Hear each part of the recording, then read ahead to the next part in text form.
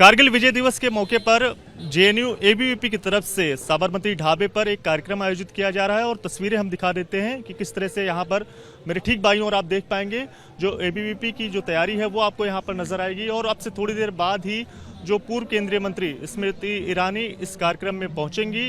कारगिल से लेकर सिंदूर तक जो यात्रा रही है, वीरता और विजय की जो गाथा है, उसके बारे में यहाँ पर जो जानकारी है वो साझा की जाएगी। और इसके साथ साथ जो सुरक्षा कर्मियों की तैनाती है वो आपको यहाँ पर नजर आएगी। और वहीं दूसरी तरफ की हम आपको तस्वीर दिखाएं, बैरिकेड के ठीक बगल यहाँ पर आप देख पाएंगे जो अलग अलग छात्र संगठन है उनकी तरफ से यहाँ पर जो पुतला है वो भी तैयार किया गया है और इस पर कुछ जो लाइनें हैं वो भी लिखी हुई हैं, इंस्टीट्यूशनल मर्डरर्स, इस तरह की जो चीज़ें हैं वो भी लिखी हुई हैं इस पुतले पर नजर आएंगी। और यहाँ पर पूर्व केंद्रीय मंत्री स्मृति ईरानी की जो तस्वीर है वो भी लगाई गई है। और इसके साथ साथ तमाम जो छात्र संगठन हैं, बापसा से जुड़े हुए, एनएसवाई से जुड़े हुए, वो यहाँ पर विरोध करने के लिए यहाँ पर पहुँचे हुए हैं। और जब यहाँ पर स्मृति ईरानी पहुँचेंगी तो उनका जो विरोध है वो इन छात्र संगठन, जो छात्र यहाँ पर जेएनयू के पहुँचे हुए हैं, उनकी तरफ से किया जाएगा। और इनसे सीधा बातचीत करने की कोशिश करेंगे कि क्या नाम है आपका और ये जो पुतला तैयार किया गया है ये किस वजह से तैयार किया गया है? क्या नाम है आपका? मेरा नाम अविचल वारके है और मैं बापसा का प्रेसिडेंट हूँ जेएनयू यूनिट का। और यहाँ पे इसलिए ये आप देख सकते हैं यहाँ पे इंस्टीट्यूशनल मर्डर्स लिखा है क्योंकि जो रोहित वेमुला जो हमारे साथी थे एचसीयू में, जो एसए में काम करते थे, उनके साथ किस तरीके से जातिगत व्यवहार हुआ था, उनके साथ किस तरीके से जातिवाद हुआ था उस कैंपस में। एचसीयू से उनको अप्पाराव पोडिल और स्मृति ईरानी जब उस समय एचआरडी मिनिस्टर थे, उन्होंने लेटर पे लेटर लिखा उनको कि उनको बर्खास्त किया जाए, उनको हॉस्टल से निकाल दिया गया, उनको यूनिवर्सिटी से निकाल दिया गया, उनकी फेलोशिप बंद कर दी गई और इसी कारण से उनको पुश कर दिया गया कि उनको इंस्टीट्यूशनल मर्डर। और हम बताते हैं कि हम इसको सुसाइड नहीं मानते, ये हम एक ब्राह्मणिकल स्ट्रक्चर, सोशल स्ट्रक्चर के अंदर रहते हैं और इस सोशल स्ट्रक्चर के अंदर दमन जो है वो एक ब्राह्मणिकल हिंदुआइज्ड आइडियोलॉजी जो करती है। यहाँ के देश के दलित, आदिवासी, मुसलमान, पीडब्ल्यूडी, क्वेयर और तमाम ऑप्रेस्ड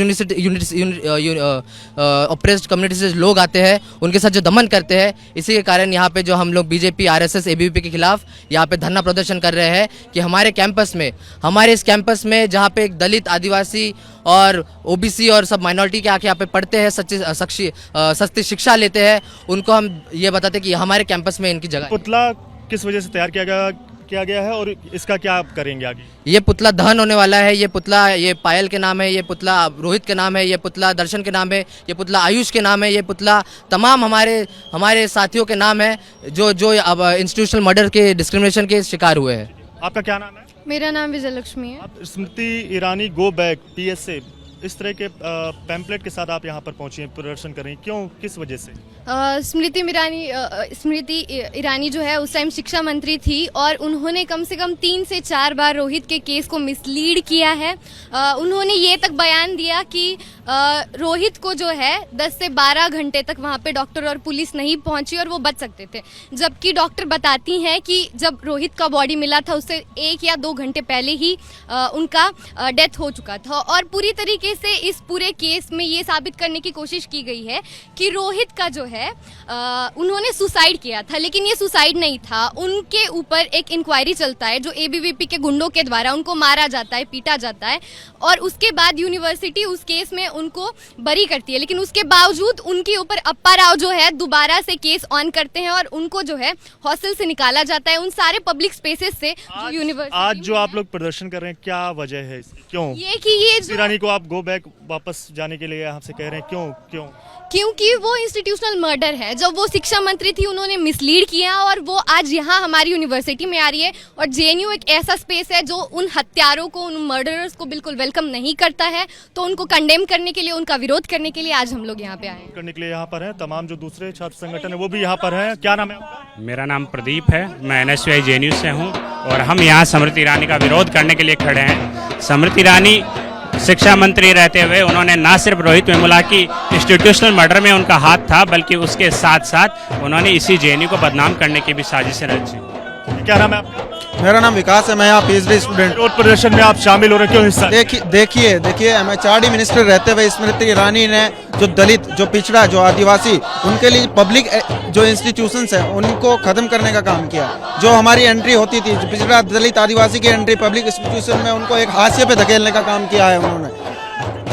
तरह की जो तस्वीरें हैं वो आपको जेएनयू कैंपस में नजर आएंगी। रोहित वेमुला की जो तस्वीर है उसको लेकर तमाम जो छात्र संगठन है वो यहाँ पर प्रदर्शन कर रहे हैं, नारेबाजी कर रहे हैं। स्मृति ईरानी गो बैक के जो पैम्पलेट के साथ यहाँ पर जो छात्र हैं वो आपको यहाँ पर खड़े हुए नजर आएंगे। स्मृति ईरानी मुर्दाबाद, एबीवीपी मुर्दाबाद। तो इस तरह की तस्वीर पोस्टर के साथ यहाँ पर तमाम जो दूसरे छात्र संगठन के सदस्य हैं वो प्रदर्शन कर रहे हैं। और साफ तौर से जिस तरह की इन छात्रों का यही कहना है कि जब स्मृति ईरानी शिक्षा मंत्री थी तो उनके द्वारा कई जो ऐसे फैसले लिए जिसको लेकर अब ये जो छात्र हैं आज जब स्मृति ईरानी यहाँ पर एबीवीपी के कार्यक्रम में जेएनयू में पहुंचने वाली है तो उसके पहले विरोध की जो तस्वीर है वो साफ तौर से यहाँ पर निकलती हुई नजर आ रही है। कैमरामैन सुनील कुमार के साथ दिव्यांकर तिवारी, एबीपी न्यूज, दिल्ली। बोलो बोलो भारत माता की। Those who are standing at the periphery are not saying Jai, they are just smiling. I wonder why. तो पुनः आग्रह करूंगी कि ये बॉर्डर से सिर्फ 4 किलोमीटर दूर से एहसान भाई आए हैं, मुझ पर ना सही इन पर एहसान कर दीजिए। वो डफली बजा रहे हैं, हमारे पास सिर्फ हमारी आवाज है। जब पहली बार आवाज उठी थी राष्ट्रभक्तों की 9 थे, 90 हुए, आज 900 हैं। एक दिन एहसान भाई इंशाल्लाह यहाँ 9000 दिखाई देंगे। तो बोलो भारत माता की। ये मंच आज ना मेरे लिए सजाया गया ना एबीवीपी के लिए। इस मंच के एक छोर पर कुछ तस्वीरें हैं उनकी, जिन्होंने अपने प्राणों को न्यौछावर किया ताकि आप आज खुले आसमान के नीचे एहसान मिर्जा को सुन सकें। लेकिन एक कड़वा सत्य यह भी है कि इन वीरों ने अपने प्राणों का त्याग किया इसलिए भी कि उस छोर पर वो बेखौफ डपली बजा सके। इस सत्य को नकार नहीं सकते कि पाकिस्तान की मंशा ये that India should bleed by 1,000 cuts. Can an enemy inflict 1,000 cuts if only those who will wield that sword, that knife that will cut deeply, is limited to the hands of the enemy? Or will they find those amongst us who will be misspoken to, misguided and told कि भक्ति और राष्ट्र की शक्ति इसमें भी है कि तुम राष्ट्र का अपमान करो। आज ये मंच स्मृति ईरानी को आमंत्रित करने का मंच नहीं, क्योंकि जो कैंपस की हकीकत जानते हैं वो जानते हैं कि स्मृति ईरानी फरवरी में भी कुंगजरू मेमोरियल लेक्चर के लिए कैंपस में आई थी, तब किसी ने प्रदर्शन नहीं किया था। आज प्रदर्शन इनके लिए हो रहा है, 527 उन वीरों के लिए हो रहा है जिनके बलबूते पर राष्ट्र भर में कारगिल विजय दिवस मनाया जा रहा है। आज ये प्रदर्शन उनकी आवाज दबाने के लिए किया जा रहा है जो बॉर्डर से मात्र 4 किलोमीटर दूर रहते हैं, लेकिन उनके पुश्तों ने कभी भी ना वो गांव छोड़ा ना शहर छोड़ा, डटकर पाकिस्तान का देश की सरहद पर सैनिकों का साथ देते हुए उनका सामना किया। इसलिए आज एबीवीपी को मैं विशेष अभिनंदन देती हूं कि ये मंच स्मृति ईरानी के लिए नहीं, मेरे वक्तव्य के लिए नहीं, एहसान मिर्जा के वक्तव्य के लिए है। किसी ने कभी भी इन सड़कों पर प्रदर्शन उन दलित परिवारों के लिए नहीं देखा जिनको जम्मू कश्मीर से उनके संवैधानिक हक से जब वंचित किया जा रहा था तो वो शोरगुल कर रहे थे। किसी ने नहीं सुना, किसी ने नहीं सुना जब जम्मू कश्मीर में आदिवासियों को प्रताड़ित किया जा रहा था, वाल्मीकि समाज के नौजवानों को नौकरियां नहीं दी जा रही थी, बेटियों को उनके अपने परिवार की प्रॉपर्टी पर अधिकार नहीं दिया जा रहा था, तब किसी ने इस परिसर में कोई शोरगुल नहीं किया। मैं एक शैक्षिक संस्थान के प्रांगण में हूं तो मेरा परिषद से एक निवेदन है, यहां चलन है रिसर्च का, यहाँ चलन है व्याख्यान का, यहाँ चलन है कि आप पढ़कर एक सोच बनाएं और उस सोच को आगे बढ़ाएं। मेरे हाथों में जो पृष्ठ है मैं वकील साहब के सुपुर्द करती हूं। इन पृष्ठों में जम्मू कश्मीर के इतिहास की असलियत छिपी है, चाहे वो न सिर्फ पाकिस्तान के साथ भिड़ंत हो बल्कि मीरपुर का नवंबर 1947 का मैसेकर हो। 20,000 हिंदुस्तानियों को कैदी बनाया गया, गुरुद्वारों को ध्वस्त किया गया, कश्मीर की सरजमीन पर चर्च की नन्स का अपहरण किया गया, लेकिन कोई कुछ नहीं बोला, सब चुपचाप तमाशा देखते रहे। इसलिए आज वकील साहब आपसे गुजारिश है, आपने तथ्यों पर अपना जीवन जिया है, इन तथ्यों को एक कश्मीरी की लेंस से आप विद्यार्थी परिषद को दें और जो वाकई में लोकतंत्र में, डायलॉग में, डेमोक्रेसी में विश्वास करते हैं, इन तथ्यों के आधार पर खुद रिसर्च करें। अगर आपकी इस भीड़ से 2 लोग भी इस सत्य को स्वीकार करके डंके की चोट पर कह देंगे तो इन शहीदों को वाकई में नमन आपकी ओर से प्राप्त हो जाएगा। मैं आज यहां पर जितने स्टूडेंट्स या फिर कोई फैकल्टी के मेंबर उपस्थित हैं उनको साधुवाद देना चाहूंगी। ये वही खेमे हैं, ये वही परिसर है जिसमें एक वक्त था, चाहे वो कारगिल का विषय हो, ऑपरेशन सिंदूर का विषय हो, यहां पर डफलियां बजती थी ताकि कश्मीर को भारत से जुदा किया जाए। आज भारी संख्या में सब उपस्थित हैं ताकि जम्मू कश्मीर को भारत से संवैधानिक ढांचे में, अटूट रिश्ते में जोड़ने का जो आप सबका संकल्प फलीभूत हुआ है, उसका ये प्रमाण आज का कार्यक्रम है। इसलिए आज एहसान मिर्जा के भाषण के ऊपर सबका ध्यान आकृष्ट करते हुए कहते हैं, एहसान भाई, हमारे यहां पर एक प्रथा है, तीज के त्योहार में भाई बहन के घर आता है।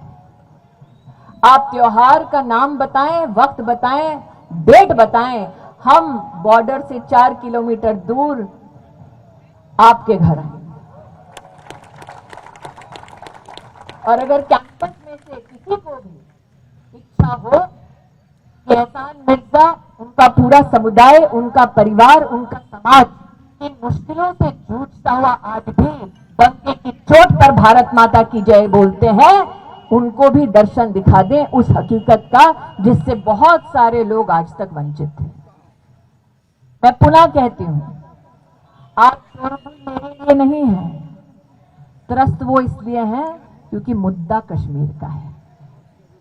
आज विरोध मेरा नहीं है, त्रस्त वो इसलिए है क्योंकि वर्षों वर्ष तक ये पाकिस्तानी आर्मी ने कहा था, they will bring the war to our schools, our hospitals, our people. For the first time India is saying, we will meet you eye to eye, we will come after those who come after our citizen.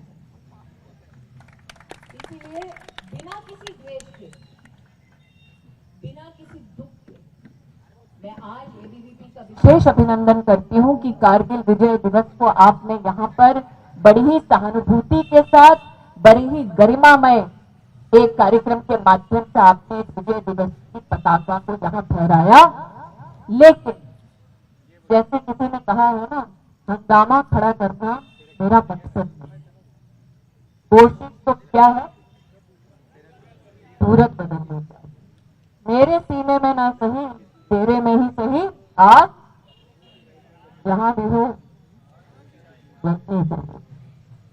आग का पता नहीं, लेकिन आपके इस कार्यक्रम में एक दिया अब भी जल रहा है बिना बुझे। वो दिया कभी किसी शहीद के प्रतिमा के सामने बुझना नहीं चाहिए, ये हमारा दायित्व है।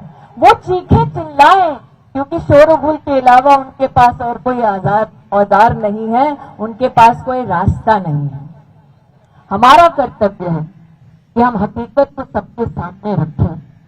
हकीकत क्या?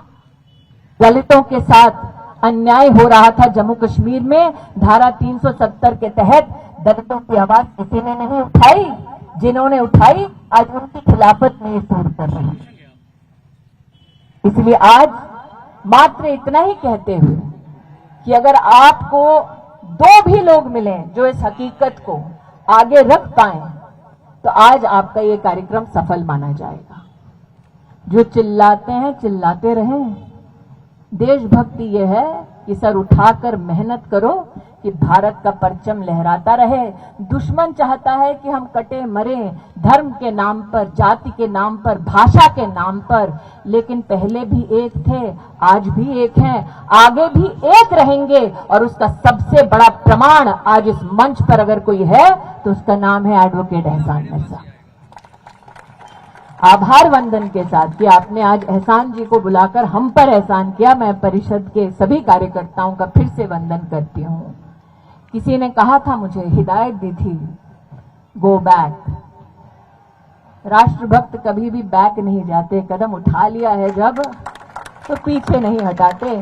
आपने कदम पीछे नहीं हटाया, इसलिए मेरी ओर से आपको आभार व्यक्त करती हूं। अपनी वाणी को विराम देती हूं। जय हिंद, जय भारत। लेकिन जाने से पहले पुनः कहती हूं, एक बार जोशो खरोश के साथ बोलिए, भारत